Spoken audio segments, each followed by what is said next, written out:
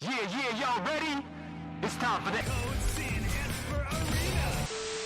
Wow, it's been a long time since I made a video just for YouTube. I'm really excited to show you this game, ZIN Esper Arena. But first, let me tell you how this all started. Years ago, back in 2010, before I even knew about Call of Duty, my favorite video game was S4 League. A little fun fact is that it was the first game where I named myself Ruby King. It's where people start calling me Ruby, and that's why my name is like that today. S4 League was a fast-paced third-person shooter, where players could suddenly run, wall jump, jump again, flip, then slash you with sword. It was just insane, you know? And this is why, to be a good player, you don't need only a very good aim. You also need a very good movement skills. You have to learn how to move precisely, so you can get anywhere on the map super fast and dodge enemy attacks, especially melee ones. Because yeah, this game had not only shooting weapons like assault rifles or shotguns, it also had swords or other type of melee weapons like daggers. And these were not like the knives in Valorant or Call of Duty, for example, which are tertiary weapons mainly used for trolling or for rewards, or things like that. They are actually a primary weapon, like an assault rifle, right?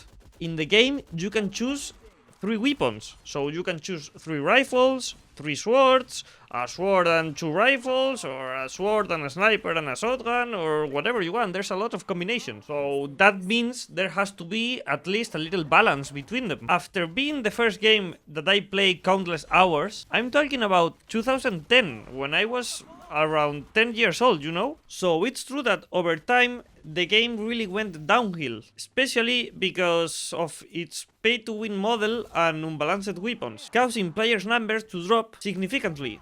On top of that, 90% of the remaining players were playing a game rule that I didn't really like, which was playing with only melee weapons.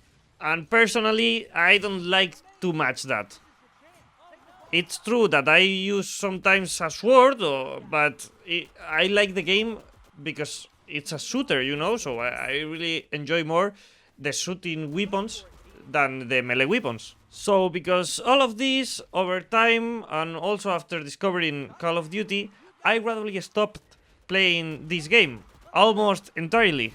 It's true that once or twice a year, or every couple of years, I'd remember the game and I thought, hey, why not playing around? But it was just nostalgia, to be honest. But sadly, the story ends when the official S4 League servers permanently shut down in 2021.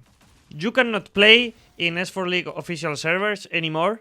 It's true that there are some private servers where you can play, but it's not the same as official servers, of course. And also, in these private servers, almost everyone play with the game rule of only melee. There's an important breaking news. After knowing for weeks what I'm going to say on this video, less than a week ago, from when I'm recording this, BFAN announced they are reopening S4 League official servers.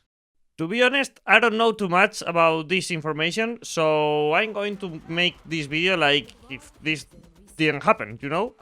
Like if you couldn't play S4 League servers anymore. So it's true that since I quit playing, I've always wondered why that game didn't take off more, or why similar games weren't being released. The truth is that there's hardly any game where mobility and parkour are as crucial as aiming, and that also has the touchdown game mode, which is the main and more important game mode of S4 League and of ZIN Esper Arena that I'm going to talk about it later. There's no any other game that has this game mode. It's true that in some of the games there are a little similar game modes, but it doesn't feel the same. And after countless random internet search like will S4 League 2 came out, or will S4 League make a comeback? Finally, in late summer 2024, while doing one of these random browsing on internet, I finally found Let me make your dreams reality.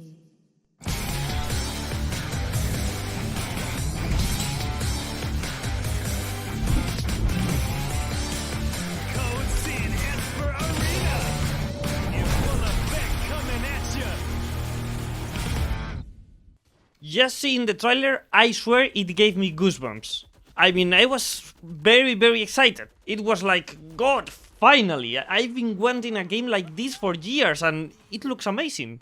And also, it was not just a normal trailer video. It was also an announcement of an open alpha version for everyone.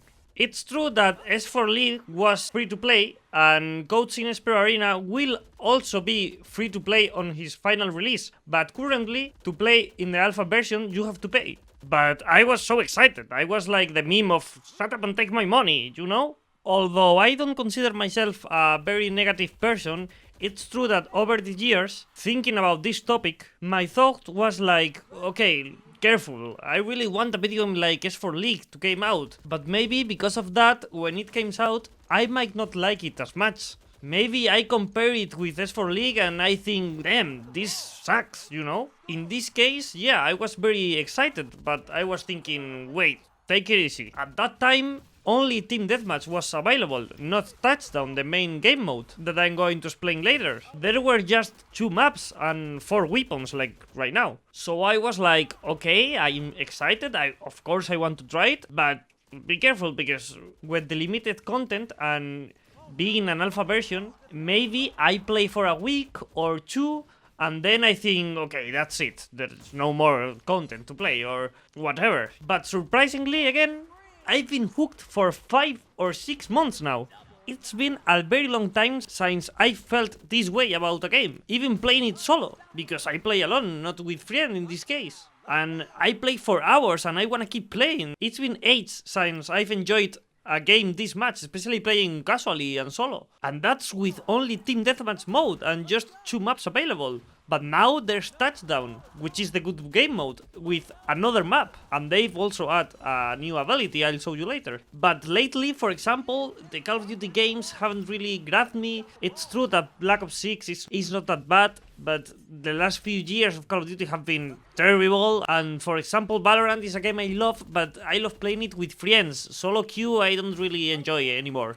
Now, talking about the community is pretty small right now, so there are not many people playing all the time. In fact, if I search for a match right now, I won't find anyone, I will be alone. That's why I recommend, or rather it's practically mandatory, that if you are going to play the game, you should join the Discord, because that's where all the players talk about when we are going to meet up to play together. In my case, in Spanish time, we usually play around 8 or 9 PM. Since I discovered this game, I thought about making some videos, because I was enjoying it so much. But the fact that months have passed and I still enjoying the game a lot, it makes me want to focus almost all my content on it. That doesn't mean I'm going to stop uploading other games, but right now the one that I more want is this one. Also, because the community is so small, we already more or less know each other.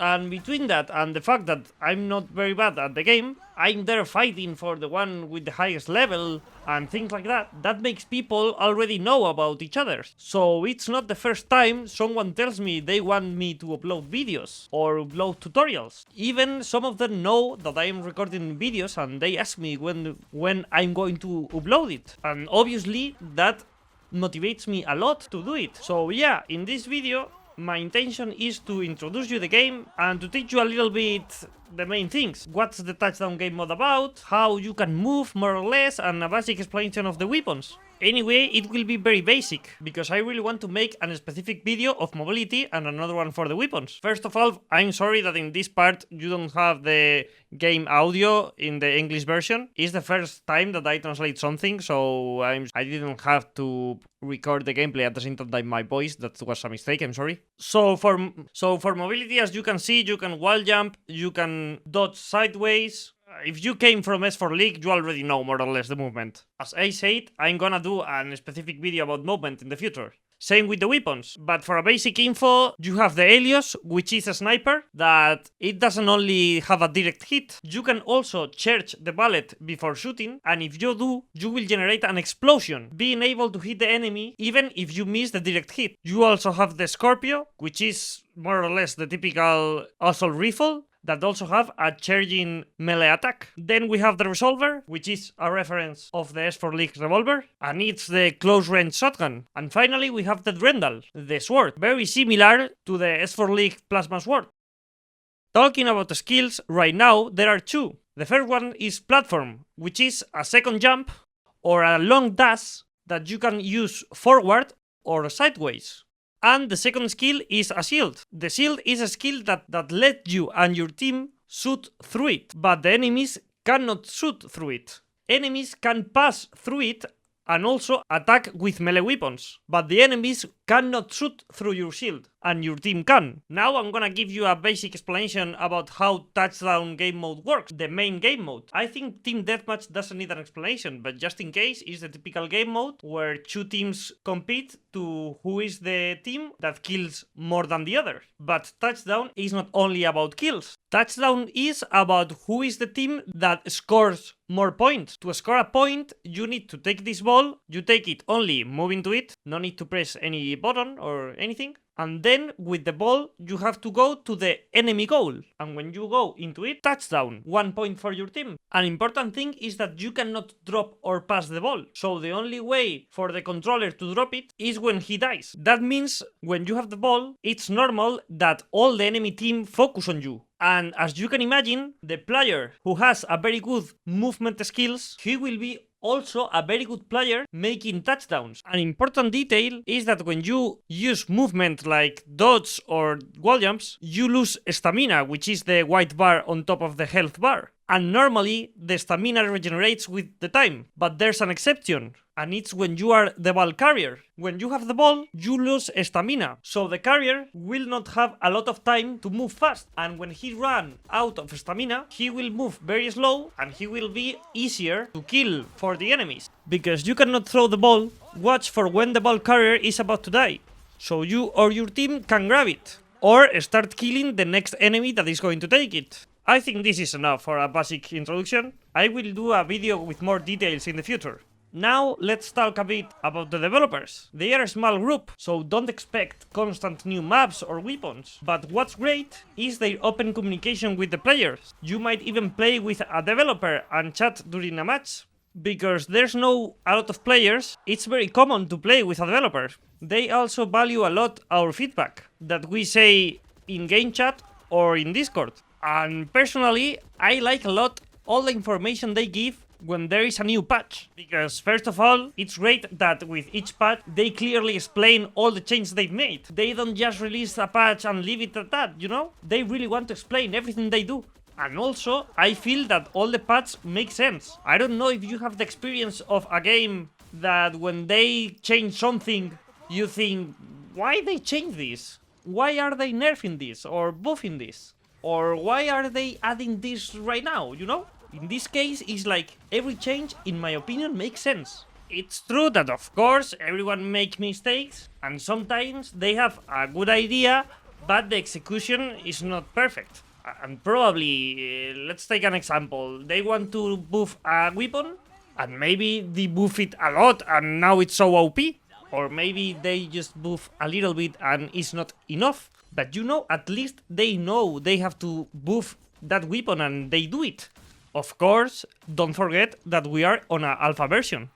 So here is the perfect moment to try all the things they want. I don't care if they want to make, I don't know, a space rocket to the moon, I don't know. It will be nice. It's the alpha, they can do it and then reverse it and there's no any problem, you know? They even already added a temporary event. With the small community we are, and being an alpha version, they already made a Christmas event in the past, with a Christmas game mode and a new map. The event already passed, but it's nice that they did something like that. Now for the final part of the video, I want to talk about the content I want to make. A part of the streamings that I usually do, I would like to consistently upload shorts like TikTok style videos and similar content. And also, for YouTube, I'm planning longer videos, like just gameplays or more elaborate videos like this one, with weapon tutorial, tips, tricks, and more. I also want to make videos about the patch notes, talking about all the new changes. Also, another thing I'm trying, even if I am not sure how it will go, is trying to make the videos understandable by non-Spanish talkers. The community is small, and is smaller if you only take the Spanish talkers. So I would like to reach as many people as possible, of course. So my idea is for the short videos, translate all the short with subtitles. And for longer videos, this part is funny, okay? Because in the original Spanish version, what I'm saying is that I'm going to try to translate the longer videos like this one using AI. But to be honest, I already tried it and I'm not liking the result. So yeah, this is myself talking in English. I know I have a lot of mistakes. I am very shy.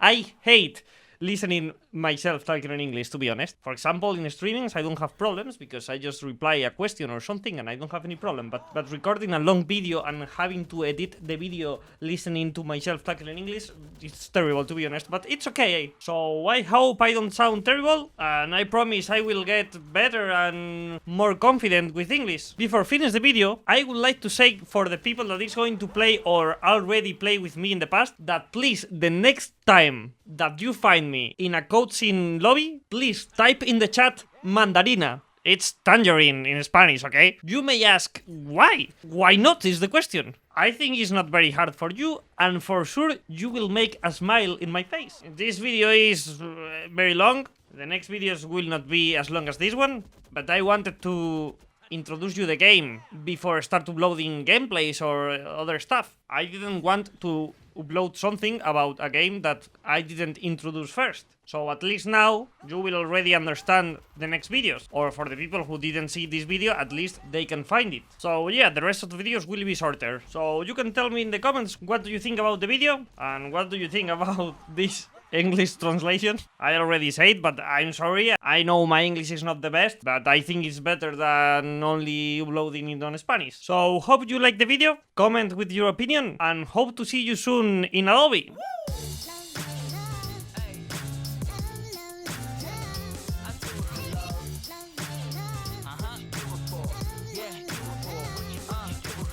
I do it for the love of the